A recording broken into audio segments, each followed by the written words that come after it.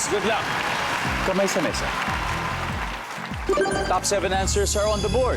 Anong living thing or something na may buhay ang makikita sa garden? Faye. Palaka. Palaka. Nandiyan ba ang palaka? Uy. Wala si palaka. Barbie, anong living thing o something na may buhay ang makikita sa garden? Barbie? Aso. Aso. Udan. Nandiyan ba ang aso?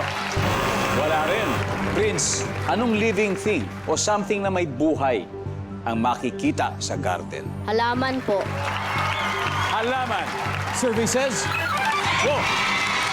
Prince, pass or play? Play! Let's go play round 1. Chloe, anong living thing o something na may buhay ang makikita kaya sa garden? Pusa. Pusa. Survey says, walang pusa. 30. Ano kaya? Ano pa? Insekto po. Anong klaseng insekto? Mga gamba po. Gagamba. O ito, subukan natin. Gagamba daw. Walang gagamba. Actually, ang gagamba ay hindi po isang insekto. Ang gagamba ay isang arachnid na may 8 paa. Okay? Anong living thing o something na may buhay ang makikita sa garden, Faye? Grasshopper po. Grasshopper. Nandiyan ba ang grasshopper? Oh, walang grasshopper. The Talented Squad, this is your time to steal. Amrit, ano kaya? Tao. Tao. Migs? Antik. Antik. Snake. Snake, Barbie. Anong living thing o something na may buhay ang makikita sa garden? Snake. Snake.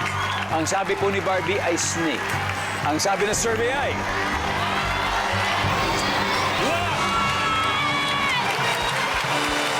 Good job, amazing 4-piece kids. Pero kaagad kayo 45 points. Pero I'm sure makakahabol po ang The Talented Squad. At dahil may unrevealed answers of ang dami po nito. Sino po sa inyo ang gustong manalo ng 5,000 pesos?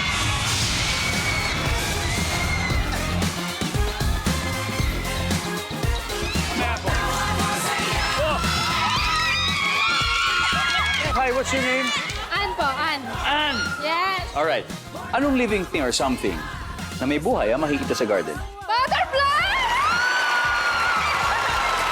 Butterfly. Well, butterfly is an insekto.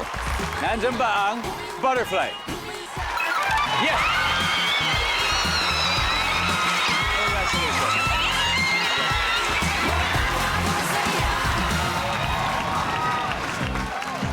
Okay, tignan natin ngayon kung ano ang number 7.